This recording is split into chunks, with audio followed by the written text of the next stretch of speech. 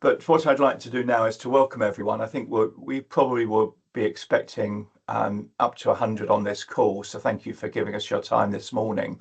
And please, if particularly Veronica mention something you'd like more about, then do put a question into the chat. We might try and take 1 or 2 calls live as well if we can accommodate the technology with Yetzela in the background sorting that out. But Veronica, I know, is a very experienced civil engineer, very much held in high esteem within the Institution of Civil Engineers, which is my institution, as well as another civil engineer. Although I'm also, as some of you know, involved with the Society of Construction Law and have experience in that area as well. But Veronica, can you tell us a little bit about your role at the Environment Agency and your experience that's taken you to that role in civil engineering and beyond, project management and so on? Okay, absolutely, Richard. Thank you very much. So I act as Commercial Contracts and Risk Manager for the Commercial Centre of Excellence in the Environment Agency. And so, I mean, that's a fancy title, but what it is about embedding best practice into our frameworks and our call-off contracts. So some of the role is about learning from industry best practice. So the construction playbook, constructing the gold standard, and of course, the Conflict Avoidance Coalition. So much of the role is around horizon scanning for better ways of doing things and making that happen within our frameworks and our call-off contracts. So before joining the Environment Agency, I had about 20 plus years experience in the private sector, in the water sector. So I worked for client, consultant and consultant contracting entities in that time. So in the Environment Agency, my focus has actually been far more on commercial matters and improving the skills of the client and the consultant and contractor delivery partners that work for us. So my focus is both internal and also external. Clearly, there's a need for us to keep up with the developments of the industry and scan for the issue that may derail our best intentions and find a solution to those issues. So we very much take the view that an issue that derails the supply chain actually has a knock-on impact on our delivery of our contracts and our framework. So we need to consider whether we can, whether it's within our ability and our permissibility to make an adjustment to make that flow better.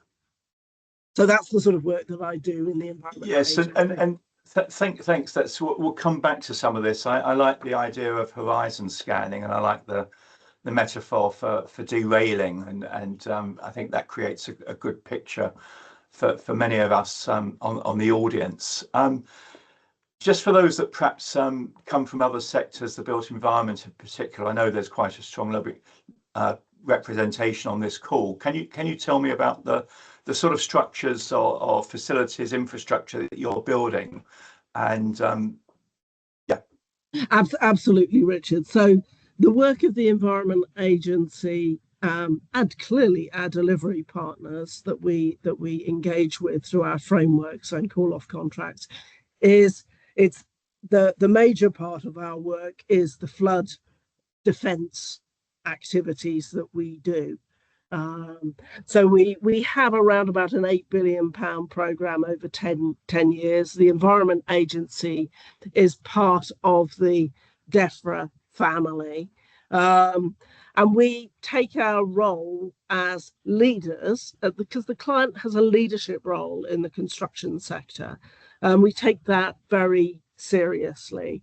So we seek to be in the role of a balanced and a trusted broker.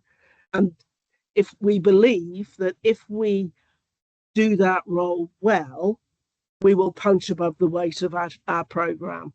So that's the type of activity that we get involved with. Yeah, that's very helpful. And I think 8 billion over 10 years, probably £1 billion a year on average, or nearly. It's a significant program, and I think that's why we were very interested in looking at what you're doing, because you seem to be ahead of the curve in this area, and I think that's what's of particular interest to us. In fact, can you just say a little bit about when you first became cited, interested in the Conflict Avoidance Coalition, and yes, that point in time where you suddenly looked around in your horizon scanning mode and saw CAC on the horizon, literally. Well, I think it. We've been on a bit of a journey. So we're moving away from the purely transactional, and we have been moving away from the purely transactional for quite some time towards collaborative working with our delivery partners. And for us, the Conflict Avoidance Coalition is very much aligned with that type of thinking and towards being a more mature, a more informed client, and making that collaborative partnership with our delivery partners. So collaboration is known to be a better way for commercial arrangements. And if you look at the research, if you look at the best ways of operating, we know that is true. But I would say it shouldn't be underestimated how requiring it is to operate in a collaborative environment. A collaborative environment is not a soft and soppy type of environment. Real collaboration is jolly hard work. It is very demanding, both of the delivery partners and for the client as well. So it is important, and the research also backs this up, that the client is a strong, capable and informed client to make that collaborative working operate well. So it wouldn't cut it, actually, if the client was weak or not well informed. We also know, and I think so that in a sense is the pull factor. The push factor for us is that we know conflict is a lottery. In a sense, no matter how strong the arguments are or how assured one feels of one's case when entering into a dispute, it doesn't actually guarantee a good outcome. And it is far better if the issues are resolved between the two parties that are actually both invested in getting a good outcome from contracts. And so that's effectively why we are interested, both the pull reason and the push reason, I would say. That's what our experience has led us to want to do. Oh, well, that's very interesting, because particularly when you talked about the dispute world as and you used the word lottery at one stage. Sometimes I think random is or high bandwidth. I often say to clients, actually, there can be high bandwidth around what the outcome is. But I like your leadership style. It's a lottery, or you see this as a lottery. Can you cite a couple of instances of types of areas where this has gone wrong? What sort of structures, flood defences or something else? And absolutely. I mean, since the types of works that we operate with our delivery partners tend to be flood defence works. We have struggled on some of our MICA contracts where we have had testing times, is what I would say, and the outcome has not always been as we would have desired. And these are high risk operations, and of course we have to think about the fact that when something goes wrong on our contracts, there is a whole reputational issue for us with the customer base that we have, the people that are affected by a flood defence that fails. So that is that is quite a concern for us. So we need certainty of outcome, and far better if there was no issue in the first place. Many of our assets are also clearly going to be the embankments, the those types of engineering solutions, so much more civils engineering. But we obviously also have the more complex multiple engineering discipline schemes as well, and they are hard to deliver. Yes, actually, I think that image of flooding, very topical at the moment in South Wales. I have family there. I've actually experienced it firsthand, where I've been cut off from villages where the tide is rising rapidly. It's not just at the sea, it's inland. It can be very frightening. And also there's an imperative, and I try and look at the sort of legal framework, and actually this increased volatility and went in our weather. And whatever as an engineer, the rules were for average rainfall and peaks and troughs, and then we see 24 hours rainfall, or 24 hours covers a month's rainfall in half of South Wales at the moment. Phenomenal, way beyond the engineering textbooks. And again, I'd be interested in putting that to a tribunal of the most eminent judges, what was foreseeable and what wasn't. So I can see where you're coming from totally. You've recently been successful in gaining gold standard at the Conflict Avoidance Coalition. Tell us about your how that process was. What were you asked to do? What did you prove, and so on?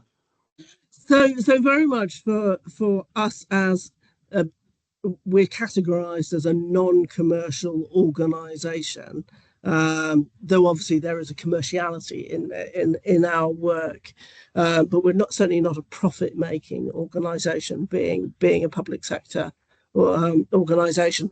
What we needed to do was to find evidence across our working of how we are demonstrably delivering to the Conflict Avoidance Coalition aims.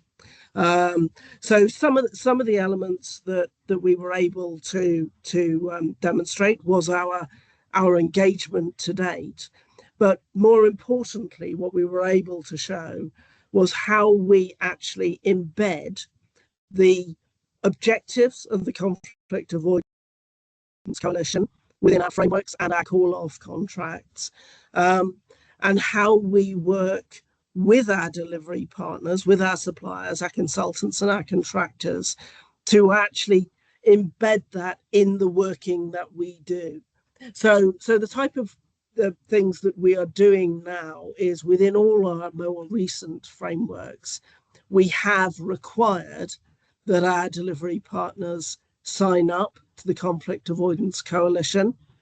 And in addition, our future frameworks are also going to include that. And so we include the NEC clauses because the majority of our frameworks are embedded using NEC practice. Okay, so having those new NEC clauses is extremely useful. So one of the aspects of going for that gold status was very important to us, because it's a means of us demonstrating to the market that this is the direction that the Environment Agency wants to take, and we want to work with delivery partners that are also thinking in this way, so that we end up working with aligned suppliers rather than having to battle them to try to convince them. Those suppliers that are already thinking in that way would want to work with a client that has essentially raised the flag that this is the way that we're going to work. Thank you. So I think a couple of things I'd just say. First of all, I'm just looking at the chat, and if anyone wants to raise any questions, then we are on a hard finish of 10 o'clock today, so we've got about 12 minutes to go. So do put a question in the chat. And for those that perhaps logged on a little bit later, we are recording this this session now, but we will stop at 10 and then have a further discussion for anyone that wants to hang around in a sort of town hall type manner. But your language there was very strong in terms of requiring your supply chain. You work on the NEC contracts predominantly, but you're wanting them to be aligned, us to be aligned. Mhm. I think that's a very strong message because my views have always been that the client sets the tone, the client leads, and as a client with a 8B and portfolio of work, you're now setting the rules of engagement, if I can put it like that, in quite a strong manner. And what reaction are you getting from the supply chain at the moment? Consultants, contractors, what do they say? What do they say? I mean, I think it's been very pleasing from our first engagement with our supply chain.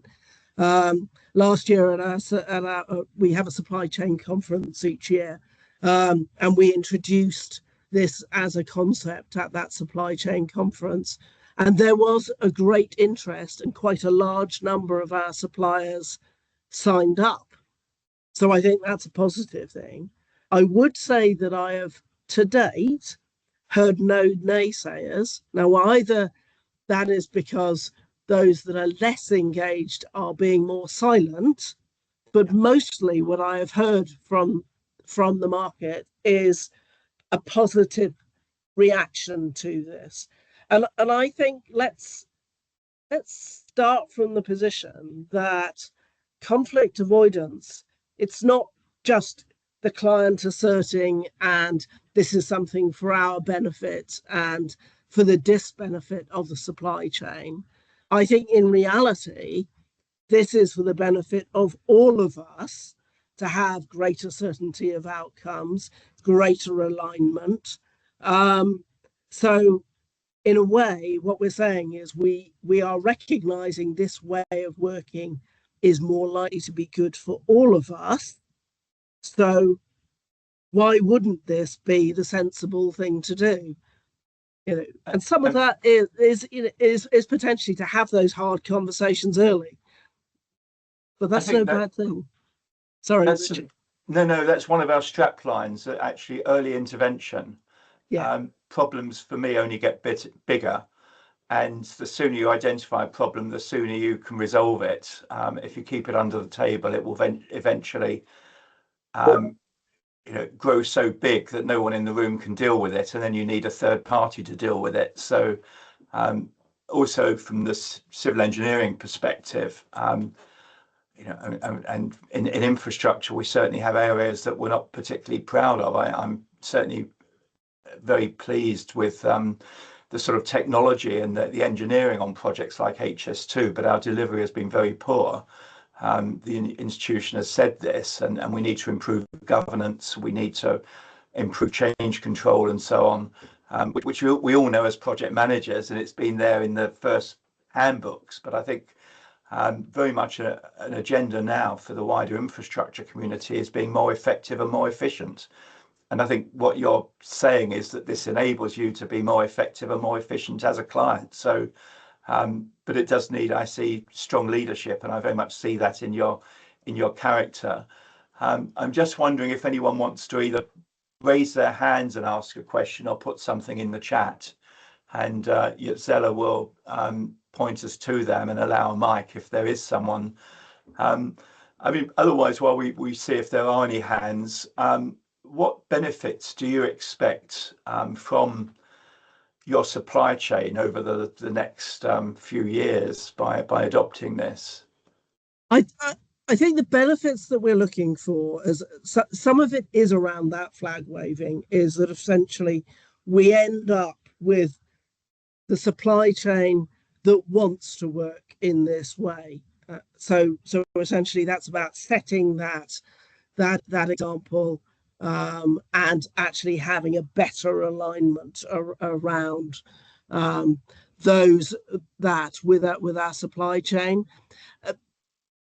The other part is, of course, around the education. And I would say, we do work hard in the Environment Agency to develop our staff and to become more informed and more mature. But it's like anything, it's always work in progress and nobody's ever perfect. Okay, so we are working hard to become better and more informed. And I think the other element that we're looking for is it it is it's aligned with our commercial strategy and our industry leading findings, and we can encourage and align with our suppliers who are best aligned with us. So that means we can mutually help one another, and we can support and develop behaviors and knowledge within the client which are actually aligned to this way of working.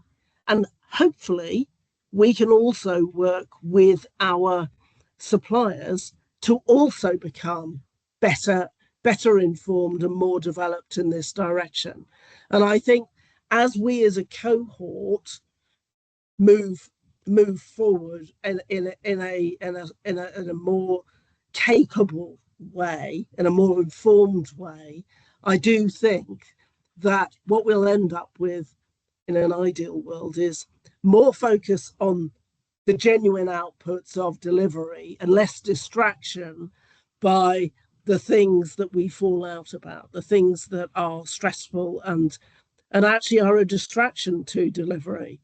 Um, you know, better pounds in the ground is clearly something that is better for the taxpayer in the end. Yes, absolutely. We have duties to the public, and I think use the word stressful there, which again, I think those of us that have experience of the disputes areas, they are stressful. Wherever you are, there's definitely stress, whether you're attacking or defending or whatever the position in that dispute is. You're having to protect a position, and that will be poked and tested and prodded, and the individuals involved will certainly be there feeling things. I see that Jim has got a question, so we'll make sure he has the mic. Jim McCluskey, where are you from, Jim? Morning. Morning. Right now I'm at Devonport Dockyard, but I work for Care Construction. I just wanted to ask Veronica, and I'm not sure if you covered it in your earlier narrative. So if you're embedding conflict avoidance in your existing, in your, I guess, arrangements going forward, are you including them in your existing frameworks with your tier ones and tier twos? Not within the existing arrangements, but the future arrangements will include those NEC recommended clauses. In a way, I suppose it could be said: is there anything within the NEC that prevents conflict avoidance at the moment? Rather, I mean, I accept that there may be more positive encouragement in the new clauses, but I don't think there's anything that actually prevents that way of working in the existing arrangements. But great question, Jim. Yeah, is there any mileage in considering varying your existing frameworks so that you can include the NEC suggested cap clauses? We could certainly have a think about that, Jim. Yeah, so we could consider that, and maybe on some of the significant contracts that there may be a benefit in doing so.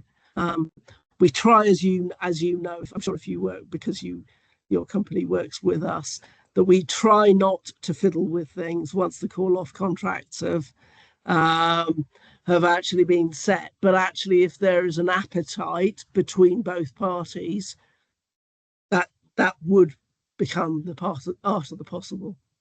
Yeah, many thanks. Thank you. Thanks very much, Jim. Jim's one of the members of the steering group of the Conflict Avoidance Coalition, and we are always interested in hearing from others who wish to support this work. I'm going towards the close now. Maybe one more question from Sean, if you can do it quickly, Sean. We need to unmute Sean.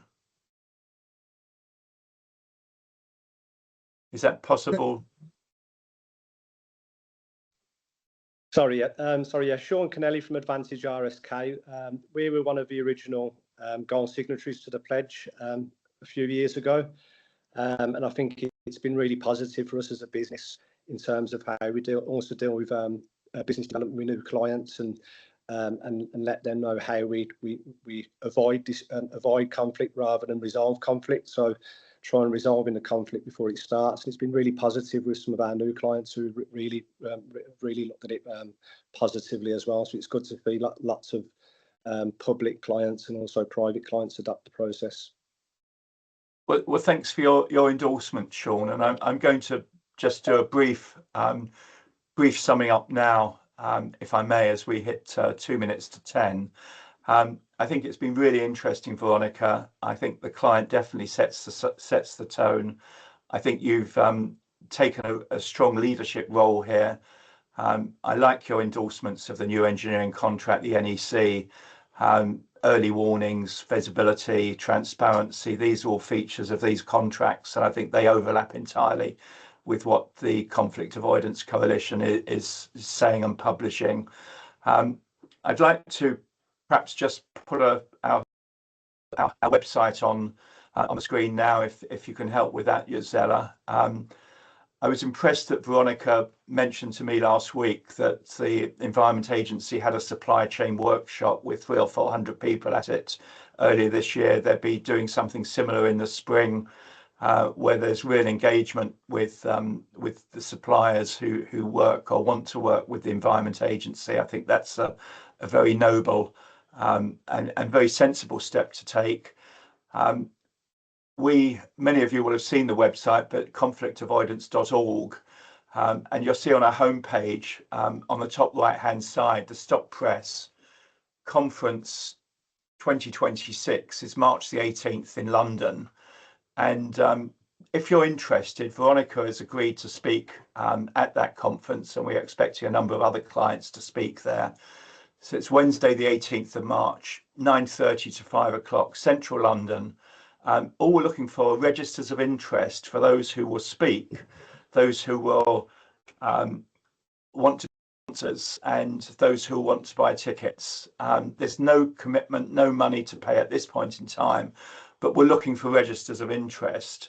I know there's a lot of other questions that I've had emailed to me around what the Environment Agency are doing. A conference is an ideal place to ask people over a cup of coffee what can happen. We are an organisation which is essentially just run by volunteers. We don't have any sponsors backing us, which gives us our true independence. But we do need to pay for a website and pay for some admin. So at the moment, our model is to use the conference to fund. So we do need some help. We've got packages that start from under £2,000 for silver sponsorship. That's all there on our website.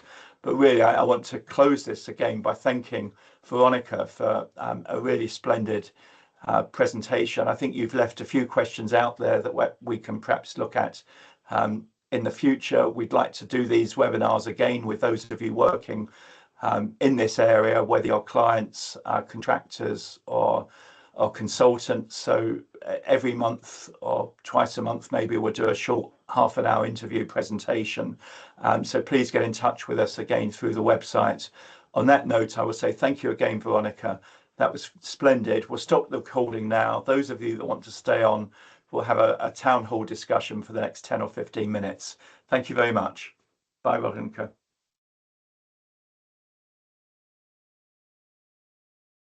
Okay, any further questions? Thanks for those of you that have contributed already, Jim, or is there anyone on the call? I don't know whether Len Bunton, our president's on the call. I can't see all the names, but is there anything that you want to update us about work going on in your vicinity, or Sean, or? Yes, I will do, Richard. Thank you very much. I must say, I think this Environment Agency being involved in this is a huge step forward for the Conflict Avoidance Coalition. in the United Kingdom, having a huge client coming into this and promoting conflict avoidance down through their organisations that work for them. It's a tremendous step forward, and we must build on that with other UK government departments.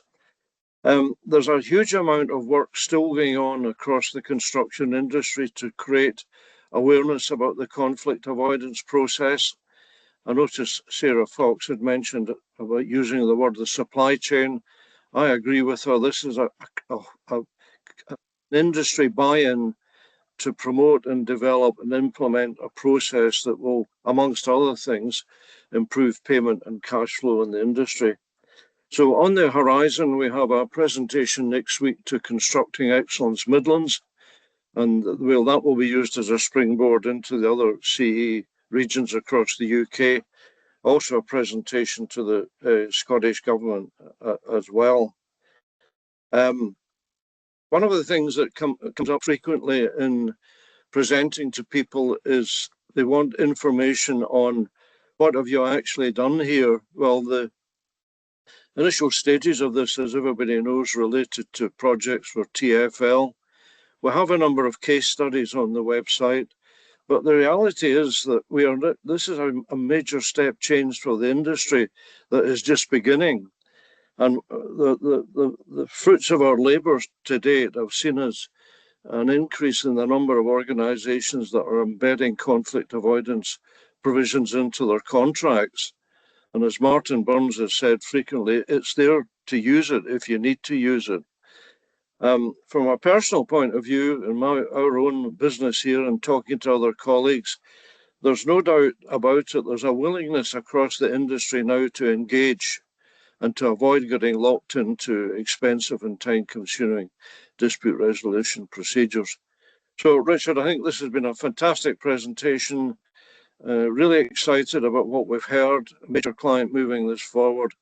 And it's now up to all of us in the industry to buy into this and make sure this actually starts to impact on the lives of people that work in our industry. Thanks very much. Yes, thank you, Len. And I think you've mentioned the presentation you're doing to the Construction Industry Council. Is that, sorry, not to Constructing Excellence, is that a webinar? Yes, it will be. This is the second one. We did one initially, which led to the CE signing the pledge. Yep. And they now want to drill down into what's actually happening. What do we need to do to get our member organisations involved in this? And there's a host of other organisations, the Association of Project Managers. Everybody that's involved in procurement and delivery needs to understand what this process is about. Yeah. And I think probably we will try and use the website, and those of you that haven't signed up, please sign up. You can sign up as a supporter just to get on the mailing list. We're very happy that then we act as a fulcrum for simply sharing information. If there's a webinar or an event, if you'd like to put an event on, if you represent the CIOB or REBA, ICE, whatever your organisation, RICS, we're very keen to provide speakers and those who perhaps would be interested in putting an event on, either a webinar like today's or in person. Personally, I'm very keen to go to in-person events and perhaps be part of a panel. Veronica took part in a panel for civil engineers last week. I'm sure that we can ask her to do something similar again when the time is right. So we do have access. Len mentioned TfL, the Houses of Parliament Restoration Project as well, Network Rail. We've got 4 or 5 very good clients now who can talk about their own experiences, what's going on. I'm pleased that Len mentioned TfL because they actually did some studies a few years back on how they've been saving money as a result of some of their different strategies involving early interventions.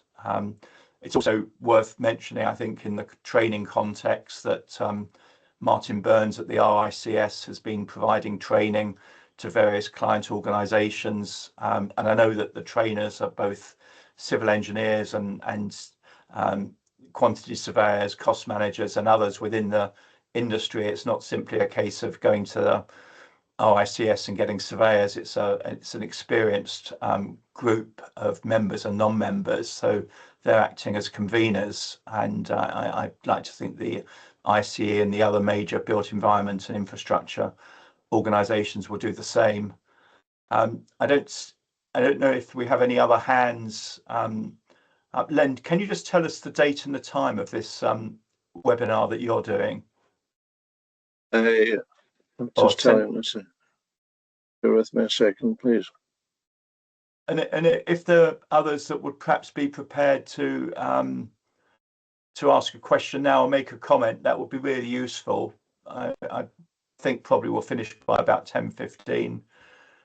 I can't see anything in the chat, but it looks like my chat's stuck. So is there anything, Zella, that you have at the moment?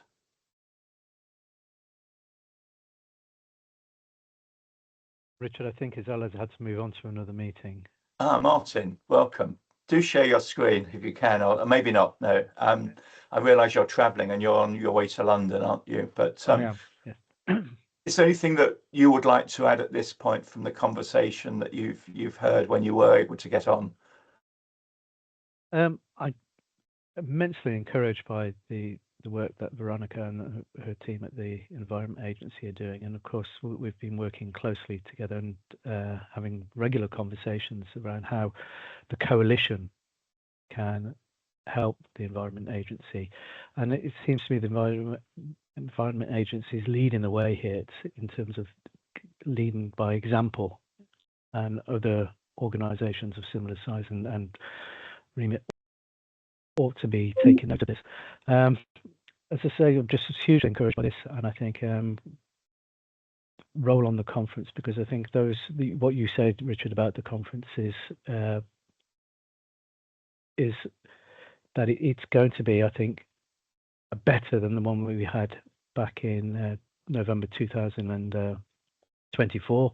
That what we want to do is really demonstrate that the whole concept that we're talking about, which is changing the culture of the industry from this sort of adversarial claims consciousness into a much more collaborative, much more engaged in trying to avoid and manage conflict much better, is not just theory, it's actually reality. And Veronica's example is evidence of that, but also the other speakers there, including hopefully those from the Houses of Parliament, would also give testimony to it. Well, thank you, Martin. That's a good reinforcement. I was just thinking then that the supply chain events that the Environment Agency had last year. Can you just tell us a bit about that, Veronica? How many you had and what you're doing this year, next year? So we certainly had around about 400 suppliers. So those they are both tier 1 suppliers, so the main suppliers, but we also go down through the other tiers. I do take the point that was mentioned in the chat actually about the fact that perhaps even the term supply chain isn't necessarily something that is palatable to all, but essentially we have to recognize that we do have direct contracts with our main delivery partners, but that we also are reliant heavily upon their delivery partners to achieve our program. So I understand about the terminology. I think let's try and find a better way. But so the supply chain conference is an opportunity for us to engage directly with our delivery partners of all tiers, and also for us to meet more directly with those subcontractors, subconsultants that perhaps we don't normally meet because we just see the tier 1. So it enables us to have a conversation and discussions and demonstrate our future direction of travel so that they have the ability to discuss that with us. So looking ahead to our plans for 2026, We already have the date for our supply chain conference in April, and we're again looking to promote the Conflict Avoidance Coalition as one of the key elements that we wish to have in our roadshow, and other aspects. I'll have to defer to Rob, who's a key leading light in the program for that. But essentially, it is about, if we understand the world of our suppliers at all levels better, then together we're better able to deliver the program of work that the Environment Agency is seeking to get done. That's really helpful, Veronica. I think we can probably, hopefully, share the details of the date and applications for tickets nearer the time. And I take on board, having now got into the chat, the comment about supply chain, and maybe we should have a competition to what words we would prefer: providers, deliverers. That's just coming off the top of my head. And I think it's a good challenge to work at that language. I also find it, in some ways, there's an angle around humility, that the tier ones are part of the supply chain, and the consultants who are designing Olympic stadiums and all sorts of magnificent projects are part of the supply chain. And sometimes I do think that those organisations that perhaps sit at the top sometimes could be just reminded that they are part of a team, they're part of a process, they're part of delivery. That's a personal view, I should add, but I think that's quite a good. I'm just thinking we have got more questions I've seen in the chats. Would anyone like to raise their hand and just express what they've written in the chat a bit more? I'm just looking for hands for perhaps the next 5 minutes. Those that are still there. Henry Robinson, hello Henry, and then Adrian Miller. Henry to start with. Hello. Lovely talk, Veronica. I really enjoyed it.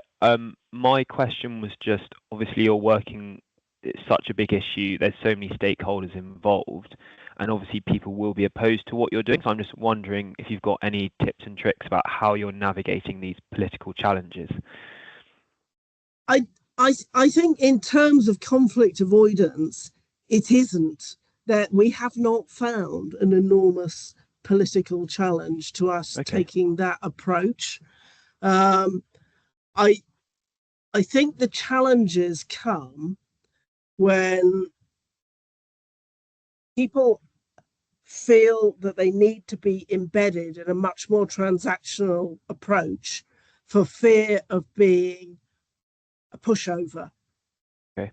And that's why I think I would assert that proper collaboration, it's not about rolling over. It's not about there being only one vote at the table and that not being the client, because actually the client can be abused is the wrong word, but it is no more right for the client to have to roll over than it is for the delivery partner. It is about, they are equally invested and equally done wrong by. And so it is important that both parties recognise, in a sense, I suppose, the suffering of one another. It is not cheap for the client to end up having to just foot the bill for things that have been done wrong and breaches of contract. Yeah, Richard. Thanks, Veronica. I think it's one of these areas where one thinks the client controls all the strings, and obviously the purse strings are very important. But actually, once, and I've worked as a contractor and a consultant and a client, once you give the keys of that site to the contractor, you don't have the same, particularly in areas such as flood control. All of a sudden, the power that you have diminishes when certain actions are necessary in order to perhaps prevent something flooding. suddenly the client doesn't have all that power that's often masqueraded. They're reliant on a group of individuals and businesses. But good question, Henry. Thank you. And Yeah. Adrian Miller, and then Tom Chick. Adrian, over to you. We need to unmute Adrian and then unmute Tom. Oh, Martin, can you do that? Can Martin do it, or should I try and do it? Let's have a team effort. You should be able to unmute yourself, Adrian. Or I can at least, assuming people can hear me. We can. Why don't we take your question, Tom, and then we'll go back to Adrian. If you can try and unmute yourself, Adrian. But over to you, Tom. Sorry for jumping in, Adrian. Thanks for the talk, Veronica. It's really interesting. My question was kind of following from what Henry asked, actually, which is around that early stage stuff. So you're trying to build this framework and get people on board and signing the pledge and everything, particularly amongst the supply chain or whatever name they may be. So having then signed that pledge, brought them on board, those next steps post procurement, what actions are you trying to take to try and build that initial cultural setup around those ways of working beyond the signing of the pledge? So beyond the signing of the pledge, I think a great many issues that we seem to confront is actually around contractual ignorance, is what I would say. Individuals can be very experienced at delivering, but I've certainly seen examples in the past where, because a delivery partner has habitually delivered on perhaps a cost reimbursable contract, that when they're not actually delivering on a cost reimbursable contract, but perhaps on a target cost contract, they have not entered into that arrangement, recognizing the nuances of what are allowable and what are disallowable costs on that contract.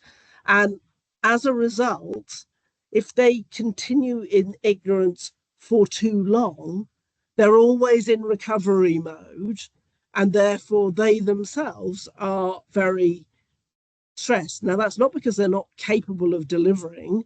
Our delivery partners, our professionals are more than capable of that.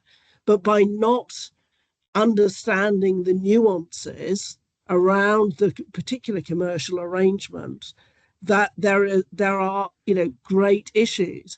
And this perhaps reflects back to a conversation that Richard and I were having. We were having a bit of a debate last week about the importance in engineering of the engineer actually understanding all of the attributes that they need to understand. It's more than just the technical design and construction elements. The reason why commercial is there as one of the professional engineering attributes is there's a need to understand the arrangements you are within and understand how the risk allocation needs to be and how you need to behave differently in that environment. So I suppose that may be one simple aspect, and I'm sure there's a lot more that if I sort of put my mind to great thought, Tom, that there would be other bits too, but that's certainly one that strikes me immediately. Okay, no, thanks. I think that's really good. Thank you very much, Tom. Yes, I think this idea that those involved in project management and infrastructure, it will tend to be an engineering project manager, but they do need the skills in commercials and risk and basics, as well as then the behavioral skills. So we're sort of looking at I suppose, horizon scanning the engineer of the future, and actually looking at what skills were there perhaps in the past and now need to be replaced or re-energized. But thanks, great question, Tom. And Adrian, I think we'll make you the last question. So over to you. Okay, thank you. Hi, Veronica. I'm from the Institute for Collaborative Working. So everything you've been saying is music to my ears, really. But I just wanted to ask you about guidance and training for your people and your suppliers. Have you embarked on that? Is that something you do? Yeah, definitely. So when we start a new framework, so the last major capital delivery framework that we had was the collaborative delivery framework, which is in process of going to be replaced. We had a whole tranche of training, not only for the client, but also for the delivery partners that were going to be working with us. So that was around trying to make sure that they understood the arrangements of the framework and the call-off contracts that were likely to be used, so that they went into those arrangements with knowledge. Now, I guess one of the issues with the long frameworks that we have is there is a need as staff change to keep refreshing that, because you end up with new individuals coming to work both for us but also for our delivery partners. So I would say we do that.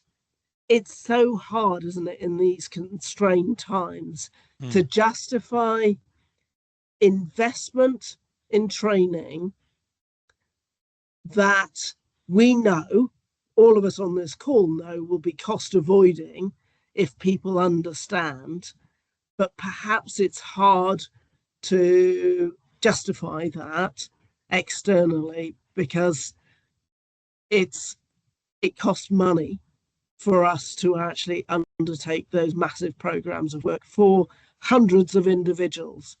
But certainly when I've seen that work well in the past, the phrase that keeps coming back to my mind was a collaborative environment that I worked in historically, where I would say everybody, including all the way down to the delivery individuals, down to the CAD people, knew what that client needed from that arrangement. So it wasn't just an education of the people in suits, the people that perhaps are fronting it. Everybody, down to the people on the tools, knew what success looked like. And I think if I had a wish, it would be that we could achieve that. But that's hard to do, and it's a lot of investment and requires a huge amount of energy in order to achieve. And I think the word energy has come very clearly from your presentation, Veronica. So that's really good. Len, I see your hands up. So final comment from you, and then I'll sum up again. Len, no. Okay, well, look. It was just to mention, Richard, that once an organisation signs the pledge, the coalition has a follow-up process, and part of that is discussing with them how they would propose to take CAP forward within their organisation and their client base. And we've also developed some small training modules that contractors can use, particularly for their commercial and contracts managers, so that the business is moving forward really with a step change in their philosophy, and that's proven to be pretty successful. And the other thing that's happening is piloting a scheme with Glasgow Caledonian University for MSc students, and really to say to them, you're the next generation of this industry, so you need to be brought up in an environment of early intervention, resolution, and not confrontation. So there's a lot of work going on in the background to promote this process throughout the industry. And I think, thanks, Len, that's point well made. We're also linking with UCL in London at the moment on some of their post-degree training, master's degrees and so on. So there is a lot going on. We're trying to act as conveners for some of this. Len's very strong in Scotland and has some very good links there, and we're trying to do the same thing down in the south in London. I think perhaps the final words for me, as it were, this morning were, I recalled when I worked with Honda building their plants down at Swindon, and this goes back 25 years ago and more, that they actually also undertook their own training, and it was exactly the model that Veronica had of not just the men in suits or the women in suits, but more men in those days, but also those on the at the coal face, at the construction work face. And one of their mantras, which I think was very good, was the view that when you have a production line building a car or anything, you might have 1,000 individuals building that car, but there's always the next one, the person that puts the wheels on, then the one that pumps the tires up, then the one that puts the windscreen wipers, and your customer's always that next one in the line. So when you build the foundations, your customer will be the person building the walls on top of that, and then the windows and the doors, or whatever the structure is. And I think that was a key feature of a total quality management process, where actually training that it's not just getting your job done, but making it ready, clean, tidy, and to quality standards for the next person. And that's such a good discipline to have, and it's been with me forever. But I will close now. I thank you so much for joining us. We'll put a recording of this. We are still looking for people to sign up to the conference, express interest in buying tickets for the event. We're not looking to make huge amounts of money out of it, so it will be an event that's within the average construction professionals' budgets, not top end.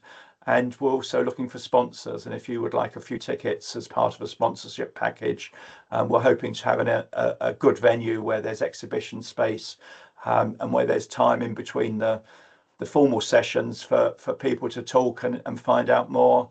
And I'm hoping that Veronica will stay not just for the day, or at least half a day, subject to diary, but also some of your colleagues hopefully will be there to be on hand just to talk a bit more detail, because I think that's the sort of benefit of an event where one can have conversations that are in the background, but create relationships for the future. On that note, I'll say thank you again. Thank you particularly, Veronica. I think you've set us all up for an inspiring day with your energy and enthusiasm. Thank you. And goodbye, everyone else.